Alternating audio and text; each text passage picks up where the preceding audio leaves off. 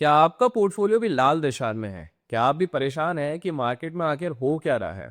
आज की बात करें 28 अगस्त 2025 तो इंडियन स्टॉक मार्केट के लिए एक काला दिन रहा। निफ्टी 24,500 के इंपॉर्टेंट लेवल के नीचे बंद हुआ और सेंसेक्स 700 से भी ज्यादा पॉइंट गिर गया। मार्केट में हाहाकार मचा हुआ है, लेकिन क्यों? इसके पीछे क्या कारण है?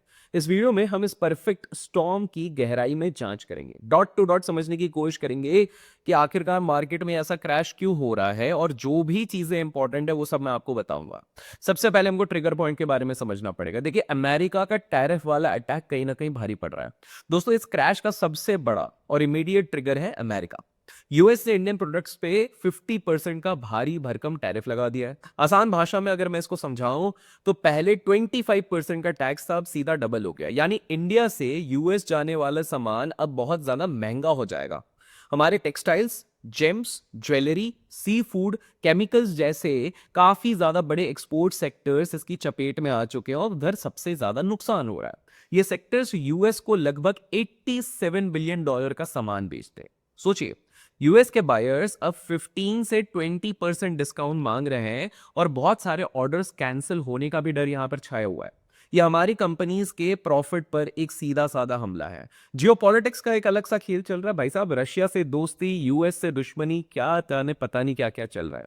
अब आप लोग सोचेंगे यूएस ने अचानक से ऐसा क्यों किया? वेल, इसके तार जुड़े हैं रशिया से। जब से यूक्रेन का वॉर शुरू हुआ है, इंडिया ने रशिया से सस्ते दाम पर कच्चा तेल, दैट इज क्रूड ऑयल, खरीदना बहुत बढ़ा दिया है। हमारे टोटल ऑयल इंपोर्ट का 42% अब रशिया से आ रहा है। व्हाइट हाउस इस बात से कहीं ना कहीं नाखुश है। उनका मानना है कि इससे इंडिया इनडायरेक्टली रशिया की मिलिट्री को फंड कर रहा है। तो ये टैरिफ एक तरीके से इंडिया पर प्रेशर बनाने के लिए एक स्ट्रैटेजी बनाई गई है डोनाल्ड ट्रंप द्वारा। जियोपॉलिटिक्स का एक बखूबी शतरंज खेलते हुए आप लोगों को दिख रहा होगा। आम इन्वेस्टर्स प्लीज यहां पर कहीं ना कहीं देख रहे हैं कि वो किस प्रकार से पिस रहे हैं।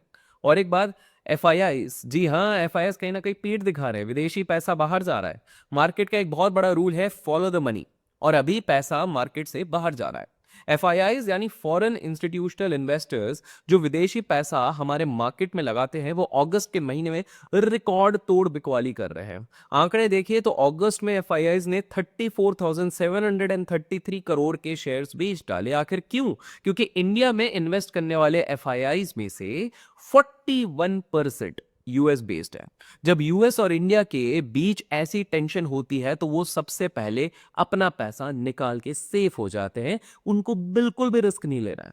ऊपर से चार्ट्स भी अगर आप देखते हैं तो टेक्निकल ब्रेकडाउन की बात होती है। देखिए, जो लोग चार्ट्स को फॉलो करते हैं उनके लिए अलार्मिंग सिचुएशन है। निफ्टी ने 24,500 का क्रिटिकल सपोर्ट लेवल तोड़ दिया है। ये एक साइकोलॉजिकल लेवल था जिसे मार्केट डिफेंड करने की कोशिश कर रहा था। अब अगला सपोर्ट अगर देखा जाए तो 24,300 से 24,000 के बीच में आता है।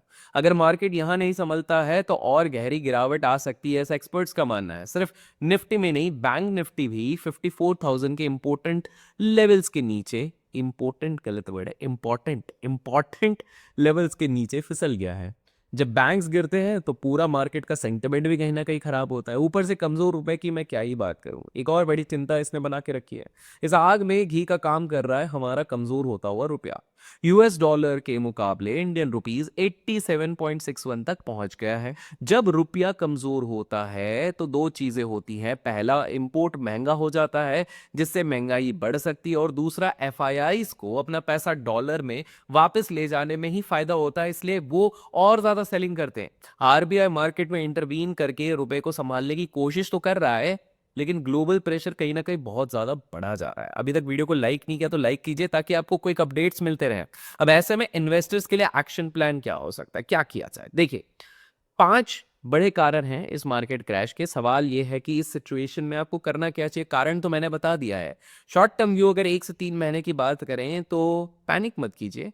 घबराहट में आकर अपनी क्वालिटी शेयर्स को लॉस में बेचना कोई समझदारी की बात नहीं होती है। मार्केट में वॉलेटिलिटी बनी रहेगी, ये बात मैं इन्वेस्टर्स के लिए कह रहा हूं।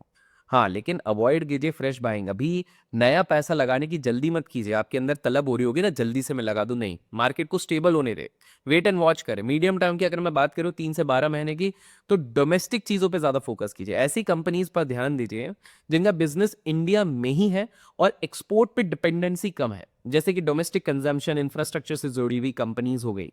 बैंकिंग सेक्टर की अगर मैं बात करूं तो बैंकिंग स्टॉक्स बहुत ज्यादा पिटे हुए हैं।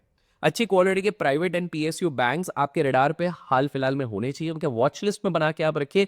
जैसे ही मार्केट संभलता है कहीं ना कहीं आप वहां पे निवेश करने का सोच सकते हैं। लॉन्ग टर्म पर्सपेक्टिव की बात करते हैं 1 से 3 साल, तो भाई साहब गोल्डन अपॉर्चुनिटी तो है ये, मैं पहले भी बहुत बार बोल चुका हूँ। लॉन्ग टर्म की अगर बात करें, शॉर्ट टर्म में तो हालत खराब होगी, लेकिन लॉन्ग टर्म में गोल्डन अपॉर्चुनिटी है, क्योंकि हिस्ट्री गवाह है ऐसी बड़ी गिरावटें जब भी आती है लॉन्ग टर्म इन्वेस्टर्स के लिए ये वेल्थ क्रिएट करने का मौका बनाती है।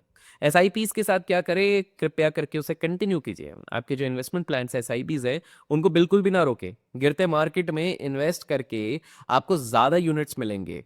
क्वालिटी को एक्यूमुलेट करने की कोशिश कीजिए। अपने पसंद की स्ट्रॉन्ग फंडामेंटल वाली कंपनीज को धीरे धीरे हर गिरावट पर खरीदने की स्ट्रैटेजी बनाएं। दोस्तों, ये साफ है कि यूएस टैरिफ्स, एफआईआई सेलिंग और ग्लोबल टेंशंस ने मार्केट का मूड कहीं ना कहीं बिगाड़ के रखा हुआ है, लेकिन इंडिया की लॉन्ग टर्म ग्रोथ स्टोरी अभी भी इंटैक्ट है। ये तूफान शायद कुछ समय तक ही रहेगा, लेकिन आखिर में शांत आज नहीं तो कल जरूर होगा। स्मार्ट इन्वेस्टर वही होता है जो डर के माहौल में भी डिसीजन डिसिप्लिन के साथ लेता है। अपनी रिसर्च करे, अपने फाइनेंशियल एडवाइजर से सलाह ले और सबसे इंपॉर्टेंट पेशेंस रखे।